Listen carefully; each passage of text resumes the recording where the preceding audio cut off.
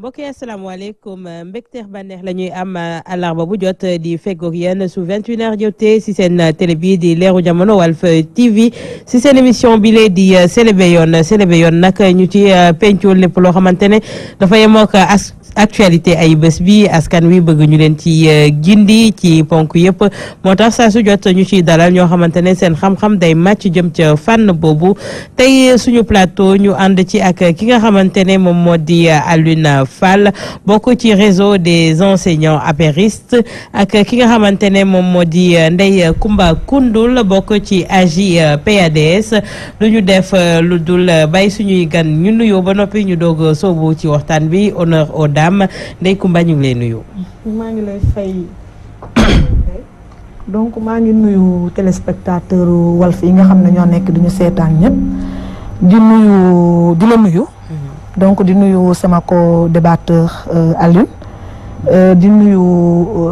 responsable AJ yëpp di fàttali ne man Ndeye Comba Koundoul laa tudd du nekk responsable national des femmes bu AJ/PADS. macha allah Alioune yow tamit ñu ngi lay nuyu ñu fàttali ne yaa ngi bokk ci kuréel gi di réseau des enseignants apéristes. waaw maa ngi lay nuyu Soxna Awa di nuyu bépp auditrice ak auditeur bu Walfadjri di nuyu sama co-débattrice de ce soir muy Soxna Ndeye Comba Koundoul di nuyu aussi bépp responsable lu département Tivaouane ak bu réseau des enseignants ma ci yokk rek ci présentation bi que ni je suis le premier vice-président du conseil départemental de Tivaouane.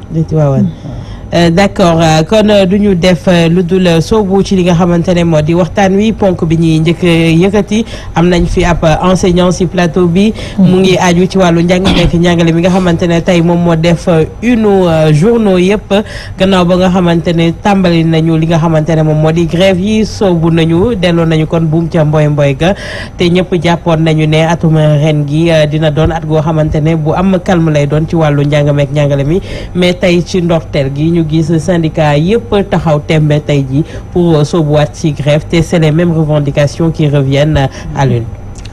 waaw loolu liñ ci mën a wax dina bëri du bëri parce que ay liggéeykat yuy taxaw ni dañuy xeex pour seen yelleef je crois que loolu yoon moo leen ko nangul maintenant li ci ñuul mooy yoon bu la nangulee ay droit yooyu waroo ko boo koy exercer nga lor ñeneen ci seeni droit parce que jàngalekat yooyu dafa am ay tuut tànk yu ñu leen dénk ni leen ngeen jàngal leen te wax nga ko léegi delloo nañ buum ca boy ba mooy que Sénégal grève moo fi la règle te defe naa ni bu ñu la dénkee xale dénk la ndawi réew naam boo amee droit laaj say yelleef aussi war nga koo laajin boo xam ni ñi ñu la dénk di nga fexe ba dara du ci yàqu mais tey bu ñu xoolee jàngu Sénégal ci wàllu boobu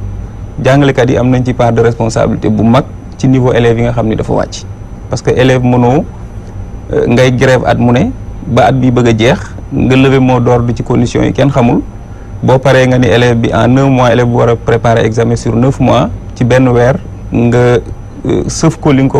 ko waroon sëf ci 9 mois élève ba dem examen day feeñ donc liñ ci war a def rek mooy Sénégal mooy war nañ taxaw seetlu surtout ñun jàngalekat yi war nañ taxaw seetlu nu ñuy laaje suñu yelleef kenn terewul kenn mu laaj yelleefam ku nekk am nga say droit yoo xam war nga ko revendiquer mais booy revendiquer say droit war nga respecter aussi droit wu ñi nga xam ne dañ la leen dénk te ñuy ëllëgu réew mi li ci ñuul aussi mooy l'essentiel des syndicalistes dans les syndicats enseignants ñu ci bëri c'est des opposants donc ay posture opposants la ñuy am parce que mënuñu comprendre école ubbi salaamaaleykum nga ni damay grève. mais tey est-ce que su ma la déggee Alioune la faute incombe uniquement aux enseignants ana part de responsabilité état dans tout ça. non waxuma ni la faute parce que nangu naa ni ñoom am nañ yelleef yoo xam ni war nañ ko laaj parce que enseignant la yelleef yooyu man mii dama koy laaj mais ci laajin bi la problème bi nekk mënoo ni chaque année nga war a def 9 mois de cours nga def 3 mois de cours élève bi war a dem examen donc loolu boo ko defee benn yoon ñaar mais yow en tant que responsable syndical war nga taxaw seetlu ci sa xeexin bi ngay xeex nga xam ne xeexin bi baaxul nga wut beneen parce que xeexin bi élèves rek ñoo ciy loru Sénégal rek moo ciy loru et je crois que jàngalekat buy choisir dem di jàngale ji du pour lor doomu aadama du pour lor réew pour jàppale réewam la fexe ba xale réew mi ñu encadré leen ba ëllëg ñu mën a yor réew mi donc war nañoo taxaw seetlu ci en tout cas la façon dont les revendications sont faites au Sénégal Ndeye Comba tey ci fànn boobu nee nañu ñi nga xamante ne ñoo di jàngalekat yi war nañu tenir compte ci ñi nga xamante ne ñoom ñoo di xale yi mais état itam est-ce que tenir na compte ci revendication yoo xamante ne c'est les mêmes qui reviennent ay at a ngi nii ci point yi nga xamante ne moom la jàngalekat yi di laaj. waaw jërëjëf Awa man yaakaar naa ne xëy na tey suñuy wax ci grève enseignants yi je pense que état bi daf ci am ay responsabilités ndax damay wax ne xëy na état bi li tax tey jàngalekat yi jugaat mooy engagement yi nga xam ne état bi jëloon na ko ak enseignants yi te tey respecté wuñ ko je pense que tey foofu la problème bi nekk moo tax ñoom tamit vraiment pour défendre seen ak seen yelleef ñu jug tey ci moyens yi nga xam ne moom lañ mën a utiliser vraiment pour que état mën a respecter engagement yooyu nga xam ne jëloon nañ ko ndax yaakaar naa ni ay at a ngi nii ñuy toog ci ay table de négociation donc état tey war na xool càmbar ne lan moo tax année bu jot ñu toog waxtaan te saa yu ndoorte wala ubbite école amee enseignants yi delloo buum ca mboy mboy ga kon yaakaar naa ne tey booy laaj ba toog waxtaan ak état te état doxalul loolu nga xam ne moom la waxoon ak yow moom moo indiwaat tey jii grève des enseignants waaw te damay wax ne Alioune wax na ko léegi moom jàngalekat la yaakaaroon naa ne sax tey vraiment su waxee dina summi mbubbu politique bi teg ko fee te vraiment jàppale corps bi nga xamante ni moom la bokk muy mbokk enseignant mi mais dama am yaakaar ne warul woon xëy na vraiment jiital partem di jaay moroomu enseignant am yi loolu defe naa ni xëy na moom waru ko woon def may wax ne ci engagement yooyu dañuy fàttali temps yële wax nañ fi ci ay ponction ci seen ay salaire yoo xam ne erreur bi jógewul ci ñoom ci état la jóge muy fonction publique ñu am ay loo nga xamante ni ñoom ñoo ko moom ñu am ay ponction yu ñu ci jël ba ñu gis ne kat ñoom ñoo fauté kon état moo fauté moo waroon rectifier ñoom ñu wax ne fin novembre loolu nga xam ne vraiment jëloon nañ ko ci salaire enseignant yi te nekkul li nga xam ne yoon la vraiment dinañ ko delloo te gis nañ ne ci fin novembre bi maanaam ni ñu ko xaymaa soo waroon a jël tey ji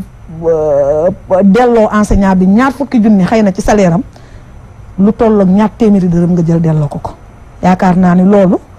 nekkul ne moom mooy régler situation bi comme ñoom engagement bu ñu jël. Alioune mi ngi évoqué léegi benn problème moo di ñi ci ëpp nee na ci grévistes yi c'est des opposants est-ce que bi ñu politiser espace scolaire bi itam taxul li ni mel am ndax suñu demee toog réseau des enseignants apéristes réseau des enseignants libéraux réseau des enseignants de l'opposition wax yi ni mel est-ce que loolu itam bokkul ci li indi problème bi tey. waaw awa man yaakaar naa problème bi nekkul foofu parce que tey parti boo jël tey jii am nga sa ay jàngalekat ñoom ñooy constitué wu en réseau man boo demee sama parti am na boo demee beneen parti am na comme ni mu ko waxee boo demee ci APR am na mais tey dafa am ay syndicats yoo xamante ni dañ ko taxawal tuddee ay syndicats autonomes am ñu ca nekk di yëngu pour défendre intérêt wu enseignants yi te ñooñu politique guñu terewuñ leen nag ñu am appartenance politique mais dafa am ay syndicats ñoo xam ne ñoo ŋànk liggéey bi te ñooñu tey boo xoolee politique guñu wala nga xam ne syndicat ba boo fa duggee di nga fa fekk ku bokk APR di nga fa fekk ku bokk PDS di nga fa fekk ku bokk AJ di nga fa fekk ku bokk ci yeneen parti te ñoom ñëpp ñoo bokk li ñuy ñaxtu yaakaar naa kon problème bi vraiment du foofu ñoom xeexuñu rek vraiment pour kii mais dafa fekk ne état moo respecté wul ay engagement am ndax tey boo xoolee ñoom li nga xam ne wax nañ ko ci seen plateforme revendicative par rapport ak seen reclassement yi état bi dafa waxtaan ak ñoom ba d'accord ci mais état bi doxalu ko maanaam reclassement bi que nit ki vraiment lu muy gën di dem di am avancement war a feeñ aussi ci grille salariale am ak yooyu yëpp yaakaar naa ni état bi vraiment da koo jëlul en charge ñu ñëwaat tey moom wax na ko léegi Aline ñëw ci niveau bi nga xamante ni moom moo baax par rapport ak tey njàng mi yaakaar naa loolu ñoom waxtaan nañ ci seen biir ndax enseignants yi waxoon nañ fi ne vraiment état bi ba amené ko à ce que état bi nangu ne vraiment dina signer décret boo nga xamante ni dañuy yóbbu ñi nga xamante ni ñoom ñoo nekk di jàngale ci école yi ak corps professoral bi mooy maanaam principal yeeg secrétaire général yi nekk ci école yeeg enseignants yi vraiment ñu mën a dem defi ji formation te loolu yaakaar naa bu ko ab jàngalekat xeexee état daf ko ci war a dimbale ndax loolu rôle état la état moo war a veiller ci formation yi nga xam ne enseignants yi nga xam ne ñoom ñoo nekk di encadrer xale yi. loolu bu ko syndicat yi xeexe ba état nangu ko ne lii kat décret bi vraiment dinañ ko génne pour que ñu mën leen permettre ñu mën dem yokk ci seen formation ca ENAM yaakaar naa loolu état moom waroon na cee taxaw mais ba léegi gis nañ ne état appliqué gul décret boobu ñoom tam bokk na ci seen plateforme revendicative. d'accord tey Alioune beneen point itam indi na problème bi moo di def ngeen élection de représentativité syndicale mais ci liñ ci gis fi mu nekk nii dispersion la gën a wane ndax dañ doon xool ka nga xamante ne moom moo fa ëpp ay baat ki yooyu ngir jiite lépp lu aju ci ay mouvement ak yi ni mel mais tey jii pëccoxoo lañ ci nemmeeku ndax élection yooyu kon dañ naan ndax jaroon na ko itam. waaw donc bala may rebondir sa question damay wax tuuti ci li soxna si wax parce que man en tant que enseignant je crois que li ma njëkk a commencé mooy que enseignants yi am nañ seen i yelleef yoo xam ni kenn du leen ko bañal donc am nañ ay droit yoo xam ni suñuy droit la bañaluma leen ko opposition bi la ñu fare mais ci xeexin bi c'est-à-dire ci méthode bi ñuy xeexee laa wax ni war nañ cee taxaw seetlu parce que booy jël di xeexe jaasi fukki at indilu la benn résultat war nga changer méthode de xeex defe naa man ci cadre boobu laa waxee mais tey kenn mënul taxaw wax ni jàngalekat yi amuñu droit yu ñuy xeex même si bu dee droit yooyu c'est relatif parce que tey pour man jàngalekat bi buy xeex dafa war a boole droit boppam lié à son salaire et tout droit élève bi droit école bi ak droit système bi mais li ñu gis mooy y a que les indemnités à incidence financière question à incidence financière rek mooy les motifs de grève doo dégg ñu ni la niveau élèves yi wàcc na war nañ ci waxtaan doo dégg ñu ni la d'un point de vue pédagogique il faut des réformes syndicat rôle am mooy revendiquer droit enseignant bi mais aussi nekk une force de proposition d'un point de vue pédagogique. mais ñu ngi doon laaj ñu yokkal leen seen ay capacité yokku capacité yi dinaa ci ñëw wax na léegi question passerelle yi mais xam naa maîtriser wu parce que li syndicat yi doon wax mooy tey par exemple boo demee ci lycée yeeg CM yi dafa am professeur u CM ak professeur u lycée professeur u CM mënul woon am possibilité nekk professeur u lycée léegi dañu def li ñuy wax ay passerelles yoo xam ne da lay permettre boo nekkee professeur u CM c'est-à-dire bac plus 2 pendant 5 ans nga am possibilité demaat école normale yokkaat sa jàng boo génnee nga nekk professeur u lycée bac plus 4 donc loolu mooy passerelle yi décret bi génn li ci des mooy en tout cas application bi te application bi ñu ko waree def dafa tombeek mu am ay réformes au niveau de l'école normale ñu changé ko def ko FASTEF donc mu nekk faculté boo xam ne bu dépendre ci université donc il faut en tout cas un certain nombre d'ajustements qu'il faut faire pour que ñu mën a permettre enseignants yi nga xam ne def nañ 5 ans ak bac plus 2 mën a ñëw école normale inscrire waat FASTEF du moins inscrire waat donc loolu c'est là le problème bi du au niveau de l'État c'est au niveau de la FASTEF ñoom ñoo ni nañ leen may ñu organiser wu ci seen biir ba xool nu ñuy mettre en application loolu donc loolu itam ay démembrement wu état la. waaw mais c'est pas la responsabilité parce que l'état li mu mën mooy décret bi nga xam ni gars yi laaj nañ ko pour boo nekkee PM nga PCM nga mën a nekk PM mu def décret bi maintenant dans l'application université yi c'est des structures étatiques mais des structures autonomes tey état mënul ñëw ni université da ngay def lii par force. donc il faut ñu may leen ñoom tamit comme que réforme la lu bees il faut ñu may leen ñoom tamit ñu defaru ba mën a accueillir ce monde là bi war a ñëw mettre leen dans de très bonnes conditions ñu mën a def seen. mais yaa ngi wax politisation bi itam naan na ñiy grève ñëpp c'est des opposants. grève yi man maa ngi ci maa ngi ci système bi yaa ngi naan réseau des enseignants apéristes kañ. kon jeexal nay wax xam nga bu ma nee grève yi ay opposants lañ ça veut dire que man je suis dans le système. te j'ai des amis dans les syndicats ñoo xam ni bu ñu ñëwee ci syndicat bi après bu ñu paree ñu ngi dem seen parti politique des gens qui publiquement dans les médias vous disent que tel régime dafa war a dégager mais ça c'est des positions politiques que syndicalistes waru ko am. mais tey lu ko indi est-ce que du bras de fer bi ñu enclenché avec le ministre de l'éducation bi nga xamante ne tout le temps il a été décrié par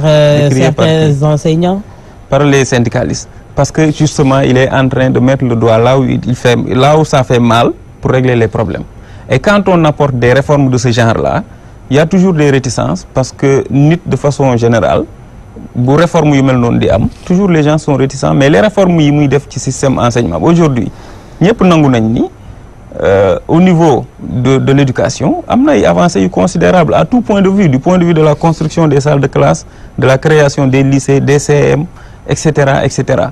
donc tey moom liggéey bi nga xam ni Serigne Mbaye Thiam mi ngi koy def à la tête de l'éducation nationale je crois que liggéey la boo xam ni Sénégalais yi conscients yëpp ñu ngi koy saluer. liggéey la boo xamante ne depuis qu'il est là c'était grève à répétition c'est un bras de fer enclenché. grève yëpp c'est à incidence financière grève yëpp xaalis la. mais non suñu demee bay laajte tey des salles de classe des professeurs également suñu demee ci benn lycée boo xamante ne ils ont besoin de professeurs de maths mais école IB ba léegi amuñu ko. waaw mais loolu xam nga loolu c'est des cas sporadiques c'est-à-dire du loo xam ni il faut pas généraliser à partir d'un seul cas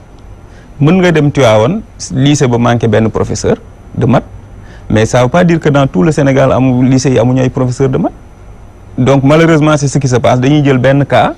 ñu def ci agitation ba nga xam ne tu as l'impression que dëkk bi benn lycée amul professeur de maths mais tey la situation réelle du système éducatif est que le système fonctionne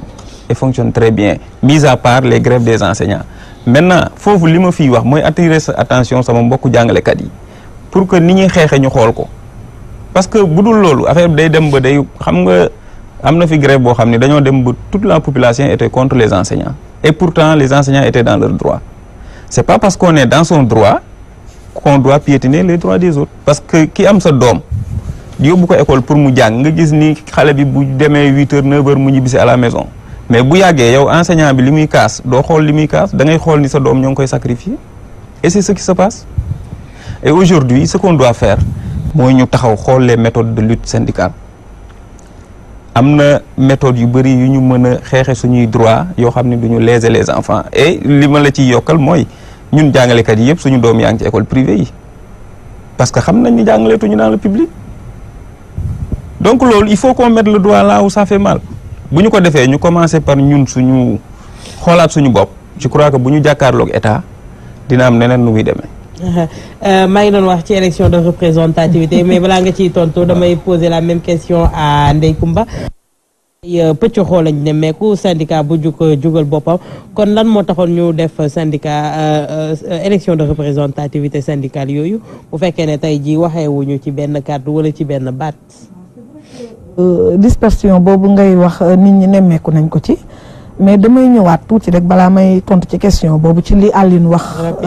waa rapidement par rapport ak passerelle yi mu wax léegi xëy na du li mu ci mën a maîtriser moom en tant qu'enseignant xëy na man mënuma ko ci maîtriser mais li ma ci wax tamit lu am la te yow bi nga jëlee kàddu defe naa dindiwuloo ko waaw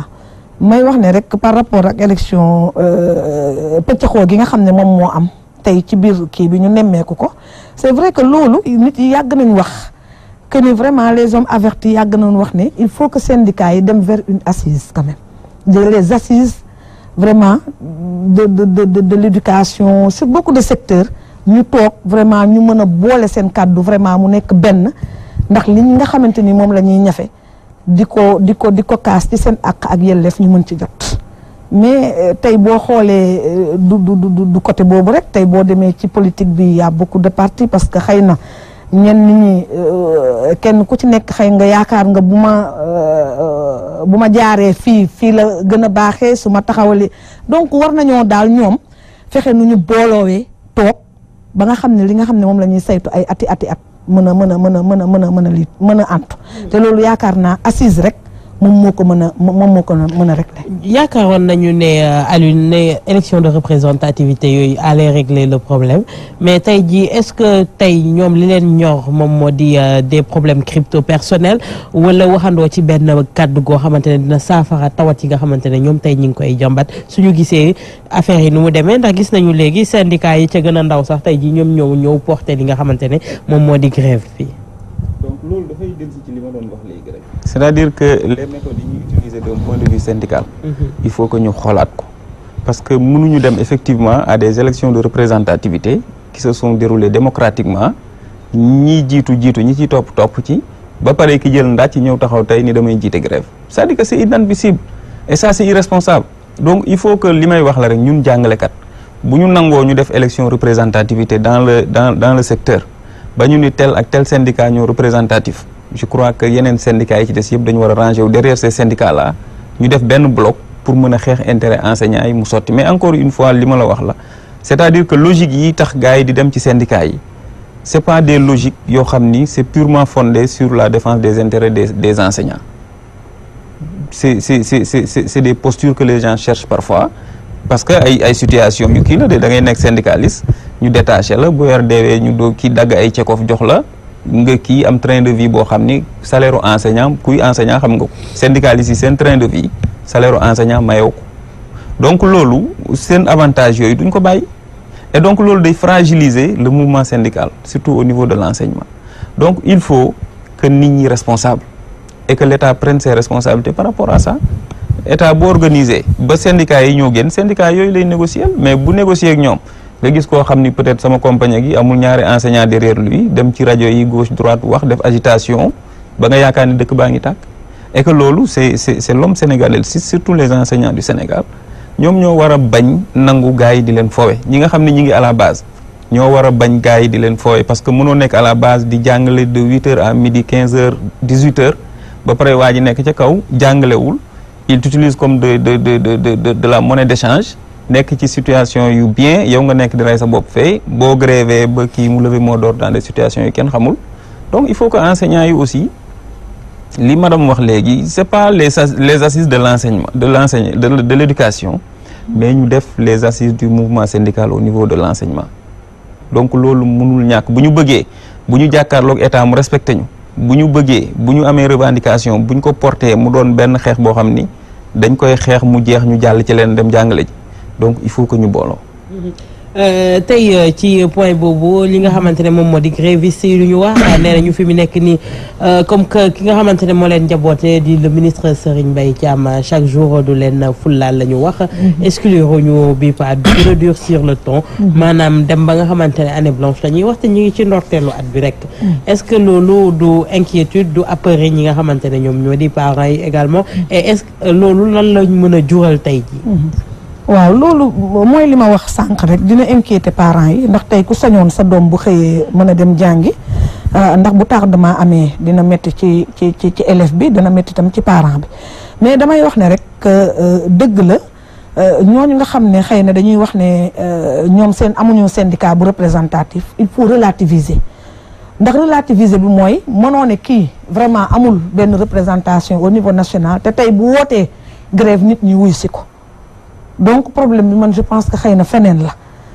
même bu assise waree am lépp war a am tamit ñooñu aussi nañ leen considérer vraiment comme ay syndicats parce que tey jii mën nañoo woote grève am ñu bari wuy si leen topp leen. cela veut dire que la posture du ministre dans tout ça. voilà le ministre moi je pense que ñoom yàgg nañu ko décrier et boo xoolee tey jii état ñoom yàgg nañu ko ŋàññi wax dëgg yàlla man ba Serigne Mbaye Thiam ba mu nekkee ministre de l'éducation nationale ba léegi enseignants yi du ñu jug ci ŋàññi ko est-ce que tey jii moom état bi jël na ci vraiment ay responsabilités parce que à chaque fois moom nit ki kay suñ koy ŋàññi di ko ŋàññi te li nga xam ne moom la warloo ak li nga xam ne moom mooy corps enseignant respecté wu ko yaakaar naa tey jii état xëy na waroon nañ jël seen responsabilité soit ñu changer ko wala ñoom ñu jéem a xool naka la ñuy def pour mais depuis lors Serigne Mbaye Thiam c'est les mêmes griefs man daal damaa jàpp ne xëy na moom danaan vraiment quelle que soit la situation man dinaa fi nekk et que li nga xam ne moom la enseignant yi di revendiquer que mu sotti que mu ñàkk bañ a sotti sama yoon nekk ci man daal loolu laa gis ci Serigne Mbaye Thiam mais deful benn effort vraiment pour satisfaire revendication enseignant yi yaakaar naa loolu moom tey jii xale bu ndaw sax boo ko yeewoon ci la dina la ko wax man loolu laa gis. Alioune, une année blanche est à exclure. Oui ou non? Mais je crois que une année blanche moom du am peut-être que waxu syndicaliste la rek on joue à faire peur aux gens pour que nit ñi négocier Serigne Mbaye Thiam je crois que li ngi nee nga dañ koy décrier depuis bi mu fi toogeeg léegi et pourtant le système éducatif marche très bien mis à part les grèves non c'est-à-dire mis à part les grèves parce que aujourd'hui mi ngi construire ay salles de classe sa responsabilité c'est-à-dire ça non c'est que faille mënul ñàkk. Ah oui. C'est l'être humain qui est de nature imparfaite. Mais boo xoolee de façon globale, son bilan au niveau de l'éducation est un bilan positif. Il a assaini bale na éducation de ñun ñu nekk ci biir xam nañ mbóot yeeg ruq-ruqaat yoo xam ni bale na ko peut-être que loolu moo metti gars yi te mënuñu koo wax ci kaw xam nga nit dina bëgg a xeex loo xam ni c'est illégal mu jéem a xool lu légal mu jaare ci pour xeex waa ji mu jóge fi Serigne Mbaye li muy def mooy teg affaire bi ci jub ak jaar yoon sinon kon ñu jële ko fi mënul nekk dans un pays comme le Sénégal démocratique ñu dénk koy responsabilité étatique muy def lu ko neex loolu mënul nekk c'est-à-dire que c'est même irresponsable de penser ça mi ngi liggéey maintenant dans toute œuvre humaine am na lu parfait am na lu parfait wul mais globalement bu ñu defee son bilan c'est un bilan positif xoolal la création de lycée la création de CM la construction de salles de classe et cetera li fi amoon de 2000 à 2012 nga comparé koog li am 2012 ba tey tu verras que les choses ont doublé donc mi ngi liggéey y a qu'une question sur laquelle moom lañ koy ŋaañi mooy ces relations te amul encore enseignant boo xamante ne de qualité boo xamante déjà ren il a dit qu'il va l'État va recruter 2000 enseignants non mais va recruter 2000 enseignants donc bu état buy recruter daf koy planifier du ñu tëb rek kii ça me permet de rebondir sur les revendications engagement yi état bi jël mi ngi koy respecter c'est-à-dire ce qui se passe mooy chaque année xam nga les contractuels chaque année il y a un lot parmi eux yu dugg fonction publique léegi ñi nga xam ne dañuy war a dugg ren bu ñu demee ba fin d'année bi ñi nga xam ne ñoo topp seen ginnaaw dañ leen fay fekkaat ñooñu bu ñu jàllee ñi nekk seen ginnaaw dañ fiy nekk stock loolu la ñuy wax ni engagement yu ñu respecté wul mais ñi nga xam ni ñi ngi leen di planifier dans le cadre de la planification budgétaire gars yi ñi ngi leen di jàllale dañoo waxul gars yi li am bu ñu nee par exemple 2017 ñi nga xam ni cohorte 2016 dañuy jàll 2015 dañuy jàll ñooñu dañuy jàll maintenant entre temps la cohorte de 2016 day ñëw nekk à la porte di xaar donc loolu la ñuy wax ay engagements non tenus et boo xoolee encore une fois toutes les revendications sont des revendications à incidence financière man dégguma fi gars yi de te pourtant am na ñoo xam ne soxla nañ ay salles de classe gars yi ñi ngi ci école yi xam nañ ko mais duñ ko kaas. maa ngi dégg ñu ngi laaj ay professeurs également. c'est ça. ñooñu la élèves yi ñoo koy laaj ak parents d'élèves yi. pas les enseignants enseignants yi xaalis ñun xaalis rek la ñuy laaj. non indemnité de logement beeg yooyu daal la ñuy laaj. donc loolu mais est-ce que tey jii mënuñu assainir itam système éducatif bi en enlevant tout ce qui est enseignants apéristes que enseignants libéraux ak enseignants. je crois qu'il faut là aussi il faut faire la part des choses. il faut faire la part des choses. ñun bu ñu nee enseignant apéris mooy ñi nga xam ni seen métier mooy jàngale te ñu bokk ci biir APR mën a dajaloo seen biir xam système éducatif bi mën a am kuréel boo xam ni dinañ ci dajaloo toog waxtaan ba génne xalaat yoo xam ni dañ koy proposer président ni ko lii daal yaakaar nañ ni compte tenu de ñun li ñu xam ci système bi ak ni muy fonctionner lii boo ko defee mën na am système bi gën a performant ci cadre boobu la yem mais yemul ci cadre kii enseignant diw ñu dem politique non. et elle l'a dit tout à l'heure soxna Ndeye Coumba boo demee ci syndicat yi am na ci ñu bëri ñoo xam bokk ñu parti donc loolu le fait d'appartenir à un parti politique bokkul dara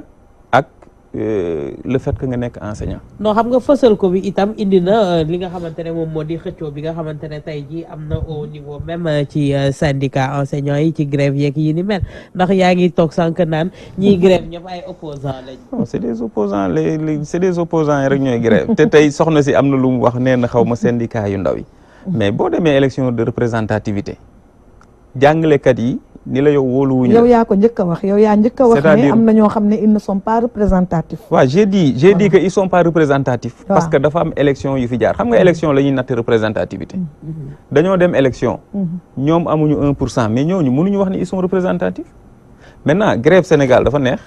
parce que da ngay toog 1 mois sa kër doo jàngale bu weer dee nga dem fayeeku.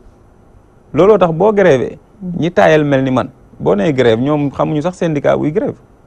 boo nee grève rek ñu dem doxi seen soxla. bu weer deewee ñu taalal seen loxo et encore une inconséquence des enseignants boo grévé ba weer dee jàngale woo waroo dem di fayeeku liggéeyoo ko ñu fay la ko nga jël ba pare yow. c'est-à-dire que yow mais c'est reconnu par la législation. non may droit de grève également. non le droit de grève est accompagné du fait que boo grévé dañuy dagg journée de grève waxuñu da ngay am droit kon ku mu neex nga grève at mi yëpp dem toog sa kër di fayeeku loolu même bu ko yoon nangu woon. est-ce que yow xalaat nga mu descend nga toog sa kër ba weer dee Sidy Lamine yónnee la salaire nga jël ko est-ce que moralement ba pare yow nga ni da ngay xeex pour sa condition de travail fii c'est-à-dire que c'est pas cohérent donc il faut que encore une fois il faut que jàngalekat yi. mais ça dépend du pourquoi. non c'est-à-dire amul pourquoi c'est illégal mënoo ñu jàngale loola jàngale woo toog ba weer dee nga dem jël xaalisu askan bi lekk ko. ba pare nga ni je suis dans la légalité mënul ne ba pare nga damay kaas ay droit mënoo kaas dans les autres pays en Europe wala yooyu boo grévé dañuy dagg sa salaire syndicat bi remplacé la et aujourd'hui amul benn syndicat Sénégal bu ñuy dagg salaire au enseignant moo koy remplacer et pourtant c'est ça la norme donc question yooyu nga xam ne mi ngi suñu biir ñun il faut ñu ñemee affronter ko régler ko ba pare doogu mën a xeexal le corps enseignant. d'accord tey am na beneen problème boo xamante ne xam naa ci boobu la ñuy clore gën a avancer si yeneen point moo di ne enseignants yi nga xamante ne ils sont dans le public et dans le privé tey jii su public bi grévé ñoom seen yoon nekku ci ñu ngi dans le privé dañuy fayu foofu itam muy benn cumul boo xamante ne day nasaxal itam suñu njàng mi rawatina suñu doom yi nga xamante ne ñoo nekk dans le public comme ni mu ko waxee ñoom seen doom yi ngi ci privé bi mais ñun ñi nga xamante ne suñu loxo jotul suñu ginnaaw suñu doom yaa ngi ci public. waaw loolu moom dëgg la mais xam nga loolu itam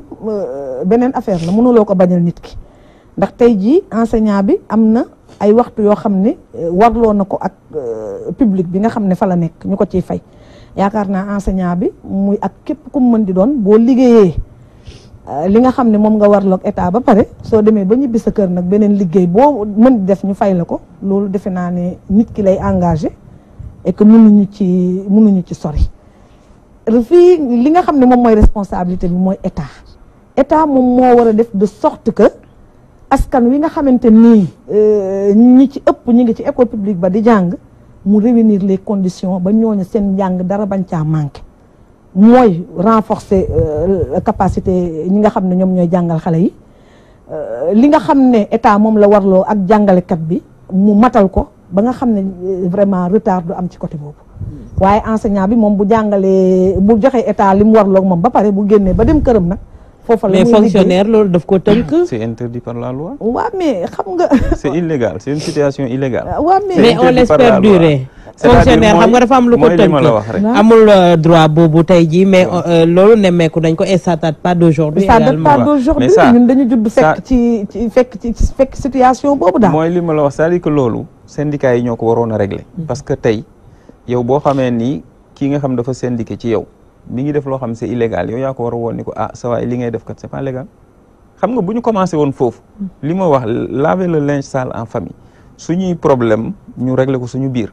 bu ñu jàkkaarloog état mu respecté ñu mais ñun bu ñu nekkee dans l'illégalité li nga xam ni c'est interdit par la loi nga koy def au vu au su de tout le monde ba pare nga ni da ngay réclamer ay droits. waaye awa tey xam nga problème bi mooy est-ce que tey état la mu warloog jàngalekat boobu. maa ngi koy def na ko ba war a mën a taxaw. non mais ne jàngalekat bi fii ngay yem. mi ngi koy def xam nga Sénégal weer bi mu fee dee man ba ma xàmmee ba léegi soo ko matalul mënoo taxaw naan kon fii ngay taxaw wala li ngay def non bul wax boo ko matul ba ma xàmmee ba léegi musuma toog Sénégal weer dee ñu ni jàngalekat yi fay ñu leen sa salaire yaa ngi koy jot. donc mën naa yéex. non yéex bi sax léegi dañ na. fonction yi nag man jaar naa étape yooyu yëpp contre kii laa duggee woon vacataire jaar contractuel nekk titulaire daan nañ toog 2 mois duñu fayeeku mais depuis 2012 ba léegi am weeru deewul ñu ni gars yi fay ñu leen ba ñuy tegale ay weer donc loolu c'est un problème qui est dépassé les retards de salaire c'est un problème qui est dépassé wala bu amee tamit c'est ponctuel mais c'est pas conjoncturel parce que le problème est réglé. D'accord. li am mooy. gars yi laajuñu li leen état bi yor lool de. luñ ciy teg la ñuy laaj. et je suis d'accord. Que un enseignant bu nekk Dakar nga jox ko indemnité de logement 60 000 c'est dérisoire je suis d'accord mais ak laajin bi mënuma défendre samay droits en bafouant les droits de Awa wala say droits doo ko nangu. mais tey ndax ministre bi dina toogaat waxtaan. ministre non c'est que toog waxtaan mënul ñàkk mais xam nga toog waxtaan aussi dafa am yoon te réew mi léegi dafa tegu ci yoon mënoo tëb xam nga tëb tey premier yow demagoo sax grève suba laay grève non c'est-à-dire mënoo wax suba laay grève ba pare wax année blanche yow xamoon ndax suba di nga tase ak ministre bi waxtaan juboo xamoon ndax ginnaaw suba dina am ñu intervenir ngeen waxtaan juboo mais dañ ko njot non amul njort il y a des prémices mais prémices comment yow demagoo grève non demagoo grève année blanche kañ da ngay dem grève ba xam ni yow vraiment ci quantum horaire bi lekk nga ci loo xam ni waroo koo mën a rattraper nga doog a xalaat année blanche mais mënoo salaamaaleykum maaleykum salaam nga ni année blanche ça veut dire que yow tu as autre chose derrière la tête. D'accord. donc bi ci des bala ma koo fàtte c'est-à-dire bi ci des mooy waxtaan état dafa am nu muy fonctionner mënumaa tëb damay grève ginnaaw suba il faut ma toog ak président de la république c'est pas comme ça administration am na nu muy fonctionner am na fooy jaar waxtaan ba bu kale ba mujj ci président de la république mais mënoo salaamaaleykum. mais tey lu ñu alloué 40% de notre budget tey jii est-ce que du nañ ko soofantal loo xamante ne si suñu budget suñu nafa nguur. lii dem ci njàng meeg njàngale bi moom moo ëpp fuuf mais mu mel ni dañ ko soofantal ça fait un bon bout de temps quand même. waaw mooy li ma wax sànq rek mooy li ma wax ne ministre de l'éducation nationale Serigne Mbaye Thiam li ñu seetlu. tey xale bu ndaw sax soo ko au-delà même de la personne de Serigne Mbaye Thiam le système waaw c'est le système mais le système am na ku ko jiite tey jii mënoo tudd éducation te tuddoo Serigne Mbaye Thiam parce que moom moo yor aujourd'hui Serigne Mbaye politique gu Macky Sall lay appliqué Serigne Mbaye il n'est pas indépendant waaw mooy li ma la wax il n'existe pas ex nihilo non c'est-à-dire mooy li ma la wax xam nga tey jii il faut laisser les problèmes de personnes à côté personnalisé wu ma système parce que tey boo ñu bëggee gëmloo nii mais Aline mën nga ma bàyyi boo ñu bëggee gëmloo nii Serigne Mbaye li muy def dara baaxu ci mais c'est-à-dire c'est même pas crédible c'est-à-dire mën nga ma wax ni dans tel secteur il pêche wala dans tel secteur yaakaaroon nañ nii mais amul mais boo toogee Serigne Mbaye dafay mel ni waaw parce que moom moo jiite ministère de l'éducation nationale te tey ci secteur boobu ci lañ nekk di wax di appliquer politique bu président Macky Sall politique bi donc moom day appliquer rek kon kañ Macky Sall mooy problème bi bien sûr Macky Sall kay c'est le premier problème loolu kay kenn waxatu ko donc loolu kay kenn waxatu ko ndax politique bi mu teg par rapport à l'enseignement moo nekkul politique bu baax awa wax na ko léegi nee na 40% buñ ko jëlee alloué ko vraiment à l'éducation te tey ñuy gis sooxe yi ci am yëpp ak problème yi ci am yëpp dañuy wax ne ña nga xam ne ñoom la ñu jox affaire ba pour ñu doxal ko doxaluñu la nga xam ne moom la ñu war a doxal moo tax mbir mi tey jii mel na mu mel loolu mooy problème bi non xam nga soxna Ndeye Coumba man boo ma ni woon parce que xam nga wax ay généralité système bi doxul système bi kii da nga naan ma secteur bii lii moo fi am te waroon na egg fii wala fii lii la fi def te waroon na fi def lii et cetera xam nga moo tax encore une fois Sénégal dañu am opposition boo xam ni ils ont du mal à se positionner en tant que force de contre-proposition c'est-à-dire c'est des nihilistes dañuy toog rek dara baaxul et tey fii Sénégal boo nee dara baaxul nit ñi duñ la jël au sérieux sax système bi mën na am ay problèmes ça c'est inhérent à tous les systèmes mais des problèmes qui ont duré quand même il faut reconnaître qui ont duré et qui perdurent non c'est pas des problèmes qui perdurent problème yi fii yi récurrent mooy indemnité enseignant mais man dégguma gars yi wax salle de classe même les abris provisoires le président de la République a mis en place un programme pour absorber ces abris provisoires et aujourd'hui non c'est-à-dire que abris provisoires dafa am stock bu fi nekkoon en 2012 stock boobu yëpp tabax nañ ko maintenant bu ñuy créer école parfois urgence bi day dem ba dañuy wut abri provisoire après ñu tabax mais boo xoolee ratio bi abri provisoire yi représenté par rapport aux salles de classe ak ba mu représenté woon di nga gis ni am na avancée bu rëy. d'accord y a beaucoup de problèmes yoo xam te ne mun nañ ko di énumérer ci éducation bi xam naa ne 1 heure sax du ci doy mais je pense que dinañu xool fu wànnante di mujj ki gëtam ak grève bi nga xamante ne annoncé nañ ko ak posture le ministre de l'éducation fan la ciy dox ak politique bu Macky Sall bi nga wax président Macky Sall ci éducation bi dinañu xool itam lan lay jur ci fan yu néew incha allah ñu avancé ci beneen point boo xamante ne évoqué nañ ko semaine bële yëpp mu doon le procès de Khalifa Ababacar Sall ñu woowoon ko mu taxaw ci kanamu àtte bi ñu dàqaat ko ba le 3 janvier mais li nga xamante ne ñëpp jàpp nañu ne moom moo ci gën a fës moom moo di ne benn singale la boo xamante ne rek dañ ko orchestré jëmale ko ci un adversaire politique Ndeye Coumba suñu gisee ni nga xamante ne noonu la mujjee et en l'espace d'une journée on convoque la personne refuser li nga xamante ne moom moo di caution bi convoqué ko ne ko on va statuer sur le dossier ñu ñëwaat quelques heures après pour lui dire que on va te juger à telle date et c'était pas préparé li koy wane mooy renvoi bi ñu nemmeeku le 14 en général sax bu fekkee ne première comparution la on renvoie mais cette fois-ci c'était pas préparé avec la salle avec les autres affaires yi nga xamante ne ñoom ñoo ci toppoon ndax bu fekkoon ne dañuy juger Khalifa Sall rek ça peut prendre un temps. effectivement waaw jërëjëf Awa yaakaar naa ci problème mu Khalifa Sall moom kenn naa tablewul ne mbiru politique la. depuis le début yaakaar naa loolu tey bu amee lu leer vraiment ci bopp Sénégalais yi mooy que ne affaire Khalifa Sall bi c'est politique ndax tey boo xoolee bi nga xam ne assemblée nationale ñu ngi koy ubbi Khalifa nekk député ñu ne woon dafa am immunité parlementaire ñu ne dañu war a bàyyi Khalifa comme dafa jàll nekk député mu ñëw teew au niveau de l'Assemblée nationale ñoom ñu bañ ko bi ñu ko bañee ñu dem ba quelque temps ñu ne dañuy def benn commission ad hoc pour lever immunité parlementaire lu Khalifa Sall y a beaucoup dafa am amateurisme daal bu ci nekk ndax ku amul immunité ko nga xam ne amul woon immunité bañal ko mu teew waruñu woon def ay tintamarre naan dañuy dajaloo pour lever immunité parce que ay droit am dañ ko bafoué dès le départ li ci lalu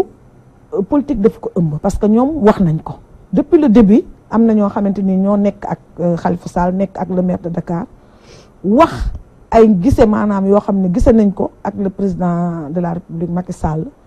mu am ay kàdduy politique yu mu fa tenir wax ne Khalifa Sall mii kat su bàyyee li nga xam ne moom lay yóotu maanaam mooy bokk ci jongante yi nga xam ne moo nar a am 2019 vraiment dinañ ko bàyyi mu génn ci kaso bi affaire bi jarul soli c'est politique loolu ñoom ñëpp wax nañ ko et yaakaar naa ne nag mbirum politique tamit politique rek moo ko mën a régler et l'affaire Khalifa Sall moom début ba fin c'est politique ak affaire yi nga xam ne ñoo fi jot a jaar yëpp l'histoire de Karim Wade est là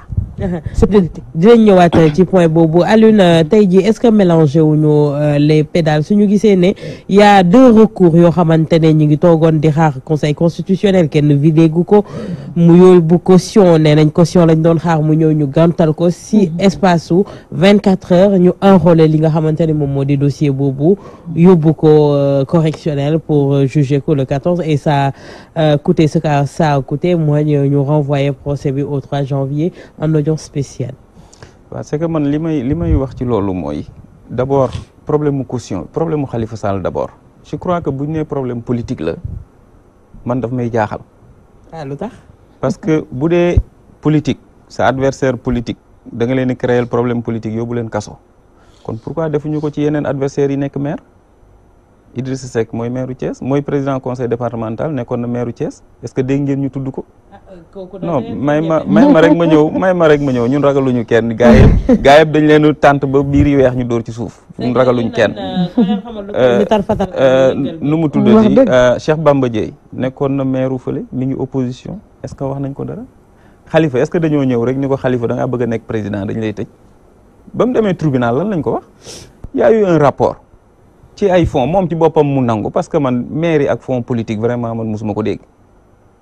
yéen ñi mosu leen ko dégg c'est-à-dire il faut que dëgg bu jotee. caisse d'avance. non caisse d'avance. ak fonds politique non attends caisse d'avance ak fonds politique bokkul. caisse d'avance dafa am luñ ko réglementé am na nu muy toll am na noo ko war a utiliser bokkul ak fonds politique man ñoom li ma dégg ñuy wax mooy fonds politique. mais tey jii bu fekkee ne xam nga loolu wees nañ ko niñ ko waxee ne. ñu fi jaar ñëpp parce que mais est-ce que fii wane wuñ fii woon mbirum cuune. non ci mbirum Khalifa Sall parce que bu rapport amee bu fekkee ne am na yeneen yu ko jiitu. te IGE li mu doon def ci dossier boobu. recommandation la woon. waxu leen saisir leen sangam recommandation la pour ñu xool beneen yoon naka la ñuy utiliser caisse d'avance boobu. mais recommandation ça veut pas dire poursuite. liiruma rapport bi mais je ne pense pas que recommandation la parce que IGE quand même munul dans des cas pareils parce que affaire Khalifa Sall li ci am mooy lan c'est pas caisse boo xam ne dañ ko jox mu ciy jàppale nit ñi. C'est-à-dire qu'il a sorti de l'argent des caisses de la mairie de Dakar à partir du faux ay kii moo ma jaay ceeb ñu dem ci kooku yor potu café di jaay mais loolu lan la nag soxna si c'est-à-dire à partir de ça lañ ko jàppee et man li ma ciy wax mooy bu amateurisme amee wala cuune c'est-à-dire Khalifa ak ñi mu àndal ñoo cuune parce que man mënuma am ambition présidentielle bëgg a jiite réew mi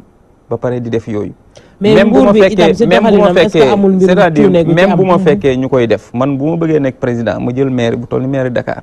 ñëw gis ñuy def loo xam ni parce que génn xaalis wax ni ceeb laa koy jëndee ñu jox la ko xaalis nga kiifee ñëpp xam nañu du yoon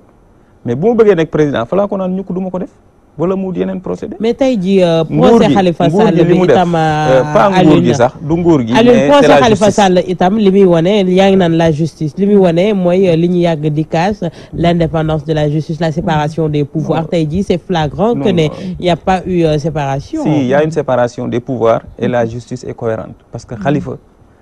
gars yi ca départ ba dañ ko wooni ko kaay cautionner mu ni du ma cautionner parce que bu ma cautionner mooy nangu naa ni sàcc naa mu dem ba cat ba xam ni caaxaan jeex na dañ koy juger mu ni day cautionner juge bi am na droit. moom ils ont dit que c'est par pure stratégie tey jii. mais pure stratégie boobu tey on dirait que ne da ngeen tombé ci piège. xam nga justice non tombé wuñu ci piège bi xam nga le juge bu xamee ni yow da ngay def stratégie pour ne pas aller au jugement te moom au vu de ce qu'il sait ce qu'il a comme dossier da nga war a dem jugement il a le droit de motiver sa décision de vous amener au jugement et ça il faut le reconnaître au juge c'est-à-dire il faut pas que ñu nekk en dehors du système comme li soxna si di def di wax ni baaxul gars yi dañuy xoxatal seen adversaire dañuy kii mais Khalifa Sall n'est pas un danger pour Macky Sall. mais Khalifa mairie Dakar même bi mu koy gagné waa APR ñoo ko jàppale ak waa PDS y avait une très grande coalition ça il faut se le rappeler. d'autre part beneen bi mooy à part la mairie de Dakar ban mairie la Khalifa gagné ci dëkk bi donc il faut qu'on soit sérieux lii am mooy Khalifa a prêté le flanc il a fait des erreurs. il a maille avec la justice la jotewul ak Macky Sall donc qu'on laisse le problème au niveau de la justice maintenant ñi ko politiser mooy ñoom opposition bi. ñoo ci def agitation est-ce que du pouvoir bi itam bokkuñu ci si on voit des apéristes ñoom ñoo ëpp ci communiquer ci dossier boobu. est-ce que dañu répondre rek ci li nga xamante ne moom la ñu gis également APR parti la politique comme AJ comme beneen parti tey jii bu ñu gisee ni opposition ñi ngi jaxase xelu sénégalais yi. pour jaxase leen nag su nguur gi nga xam ni Macky le président Macky Sall moo ko jiite ñun APR am nañ droit communiquer pour wane dëgg bi fi mu nekk comme li may def nii tey. waaw Ndeye Comba est-ce que ñoom condamné wuñ ko sax avant ñu koy juger ndax suñu déggee même après report au procès bi lu nekk dégg nañ ko ci ay jegeñaale Khalifa sax ñoom li ñu wax xam leen nañu ne ki nga xamante ne moom moo di Khalifa Sall tëj nañ ko ba pare laataa ñu koy juger. mooy li ma wax rek depuis le début procès bi c'est politique. ndax tey boo xoolee en dehors de li nga xamante ni président Macky Sall am na ñu mu gisanteel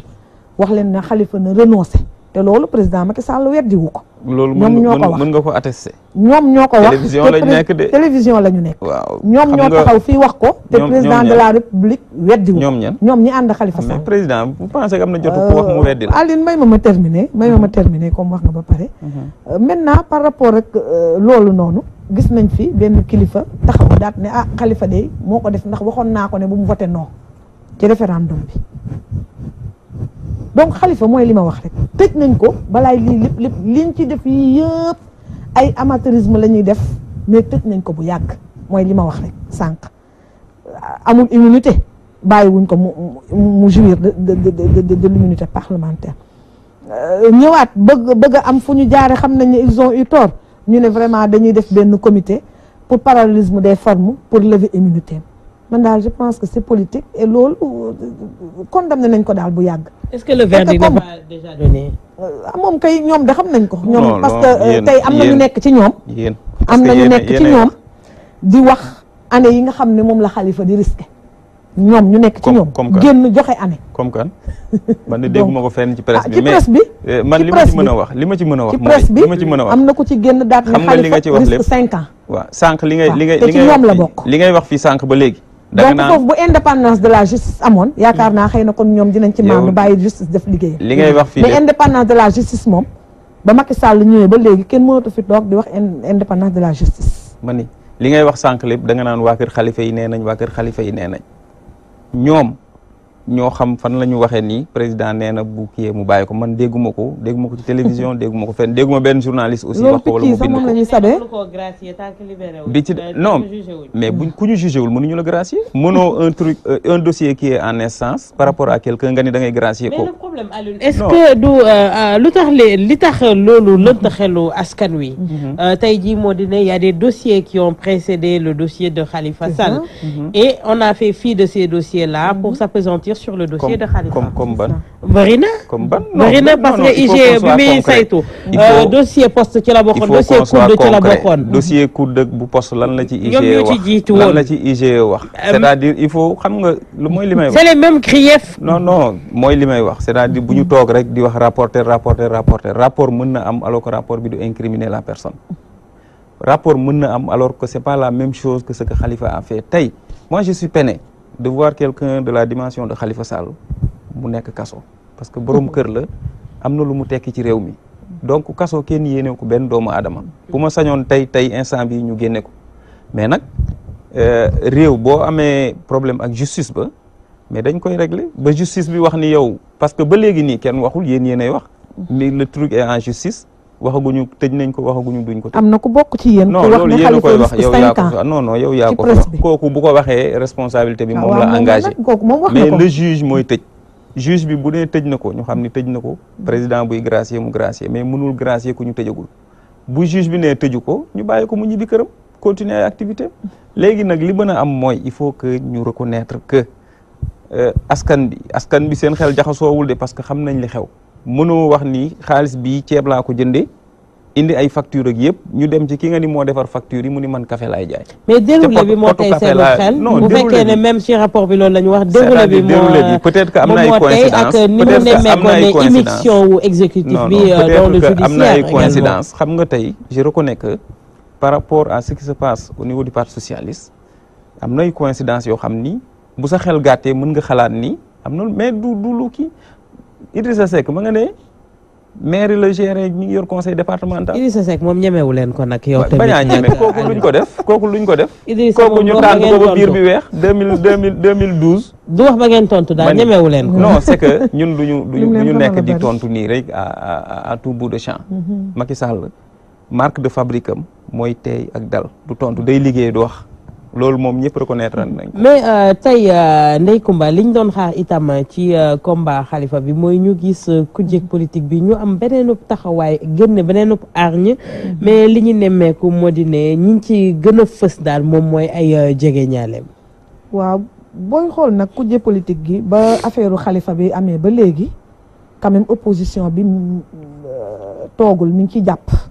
et même boo xoolee mais ni ngeen waroon fësee ci xeex bi gisuñu ko ndax ñu bëri ñi ngi naan ci kujje gi waa APR nee nañ ñu si kujje bi am na si ñoo xam te ne yàqamte wuñu Khalifa génn ndax daf leen di nëbb jant. déedéet loolu yaakaar naa ay waxu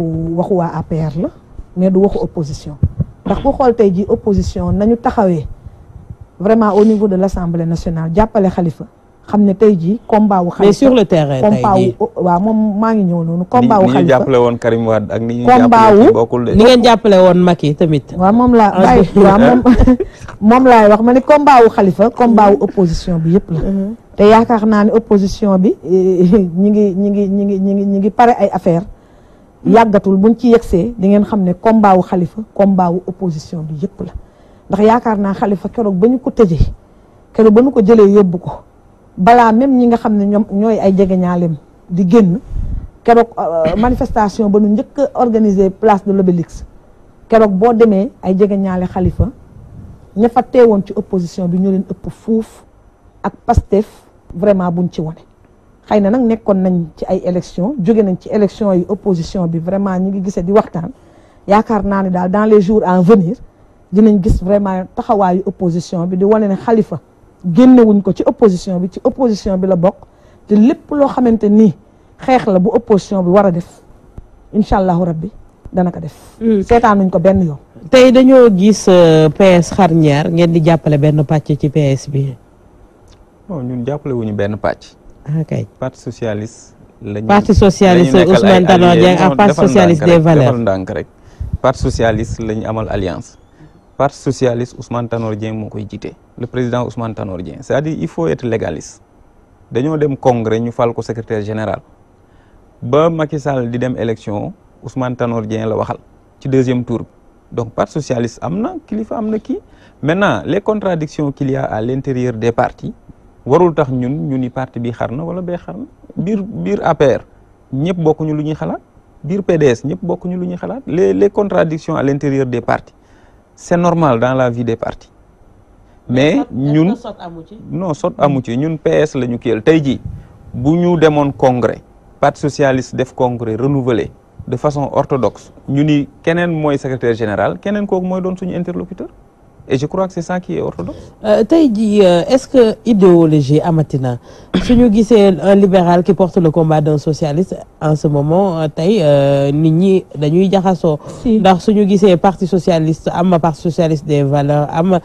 tey ñu rangé wu ci benn camp wu parti socialiste te bi ñuy porter le choix sur Macky parti socialiste dans son ensemble ñoo demandoo woon. idéologie awa mi ngi am ba léegi. conviction mi ngi am ba léegi idéologie mi ngi am ba léegi au niveau des partis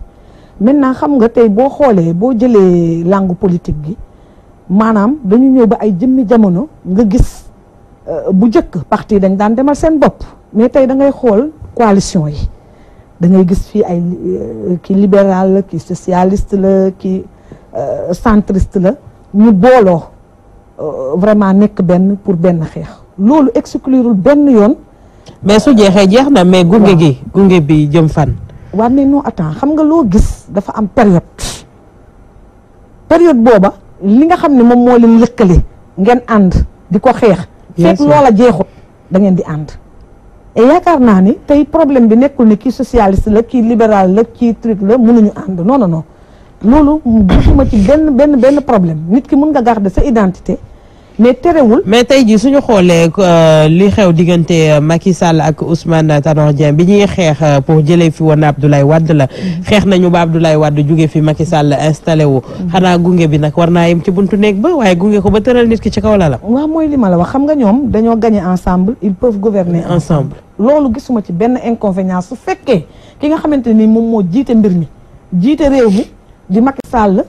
bu fekkonte ne tey am na vision bu claire boo xam ne mën na yóbbu tey jii réew mi fa nga xam ni moom la nit ñi yaakaaroon ba teg ko fi loolu amul benn problème. ndax tey moom mooy am vision teg vision vraiment nit ñi gunge ko ci loolu liggéeyandoo ensemble. mais tey jii kër Ousmane Tanor Dieng su amee xeex àtte la ñuy xaar ci moom mais pas far.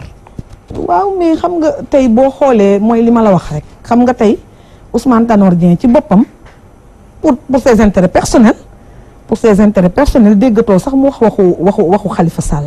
tey ñoom da ngay dégg ñu ne ñii kat vraiment génne nañ leen ci parti bi dàq nañ leen ci parti bi parce que tey yaakaar na ne xëy na moom mi ngi ànd ak Macky Sall moo yor affaire yi te am na lu mu ko ci cërale bu amee nu mu taxawee mooy li ma la wax sànq am na kilifa gu taxawee man kat waxoon naa ne Khalifa bu mu voté non amaana bu Khalifa voté woon wii lii ko dal tey jii du ko dal. et que tey Ousmane Tanor Dieng suba tey su génnoon taxaw ne man mi kat damaa nekk en phase ak Khalifa Sall ak lii ak lii di nga gis à la minute qui suit lii xew-xew. en une minute rek du côté de la régie dinañ ma ko may ñu ñëw ci benn point avant ñuy clore mu ngi aju ci AIBD bi. ubbi nañ ko naam depuis le 7 décembre on est aujourd'hui le 20. mais li nga xamante ne moom la ñuy wax di ko nemmeeku ñëpp di ko kaas dans les réseaux sociaux un peu partout même les étrangers. moo di ne on n'était pas préparé pour ouverture au aéroport boobu tey avec beaucoup de couac du ñu wax sax couac beaucoup d'erreurs yoo xamante ne ñu ngi ko fay nemmeeku est-ce que le président n'était pas pressé d'inaugurer uniquement. non du tout xam nga ouverture au aéroport amul nit ku inconscient au point di ubbi aéroport dans la précipitation wala dans l'impréparation. est-ce que du dette bi moo lourd ñu bëgg ko gaawantu rembourser xam nga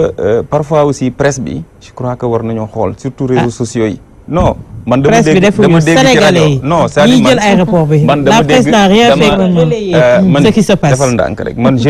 mercredi passé sama cousine yaayam dafa décédé France mu dem jëli ko aéroport Diass le lendemain ma dégg ci journal je me rappelle plus le média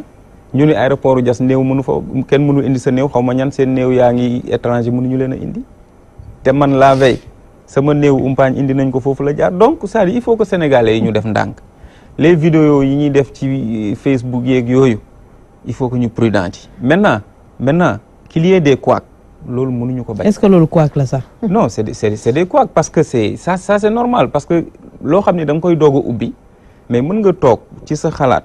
nga def say planification et cetera. est-ce que du yàkkamti commencer remboursement yi. non du loolu du yàkkamti commencer remboursement yi. parce que bu dul woon c'est-à-dire que aéroport mënuñu ko tabax depuis 10 ou 20 ans mënul pare. il faut que aéroport bi opérationnel. d'accord aujourd'hui avion yaa ngi fay wàcc. rapidement sur ce point là Ndeye Comba foofu damay commencer d'abord par féliciter le président Abdoulaye Wade. parce que vision moo permettre donc AIBD boobu ñu am ko ñu ngi ko ciy gërëm di ko ci sant di wax ne. yaa que des couacs là-bas dañu inauguré aéroport bi maanaam ci yàkkamti la tax nag ñoom ñu def ko ak date bi ñu choisir xëy na ñoom ñoo ko xam. madame est une mais dañ ko inauguré ci yàkkamti. tey soo demee am na ñoo nga xamante ni génn nañu wax nañu ci presse bi ña nga taxaw aéroport ñëpp di leen dégg nee nañ am na tey mara day taal yi su fa lakk amoon wala dara. amul ay extincteur yoo nga xamante ni mën na prévenir loolu bokk na ci benn yàkkamti nee nañu amul restaurant boo nga xamante ni nit war nga faa mën a taxaw jënd sax benn sandwich boo xam ne war nga ko mën lekk nee nañu toilettes yi yëpp pareegul kon nag dañu yàkkamti ci inauguration bi xëy na ñoom ñoo xam lan moo tax ñu yàkkamti ci inauguration yi tey am na seen syndicat ba fa nekk aiguilleurs yi waaw aiguilleurs yi ñoom ñoo dem en grève wax ne tey jii nekkuñu ci condition yoo nga xamante ni mën na leen a permettre ñu liggéey ba ca war te nee nañu toog nañu ak ki nga xamante ni moom mooy ministre bi mais ministre bi li nga xam ne moom la leen wax nekkul li nga xam ne moom moo leen doy ba ñu mën a continuer donc foofu moom yaakaar naa yàkkamti la woon yàkkamti la jërëjëf date bi xaw ma lu tax ñu choisir ñuy jaajëfal bu baax Alioune Fall fare ci réseau des enseignants apéristes nekkoon suñu invité également ki nga xamante ne moom moo di Ndeye Coumba Koundoul fare ci AJ/PADS di responsable femmes yi di jaajëfal bu baax Oustaz Assane Diouf mi fare woon na ci wàllu coordination bi du côté de la régie Cheikh Tidiane Diop Modou Fall Charles René Fall ñu leen di jaajëfal bu baax di leen jaajëfal yéen ñi safoo Leeru Jamono Walfadjri dig daje àllarba bi di ñëw bu soobee suñu borom ci beneen numéro Senebe Yoon di leen ñaanal fanaanu jàmm ak salaam te di ko sàkku ci yéen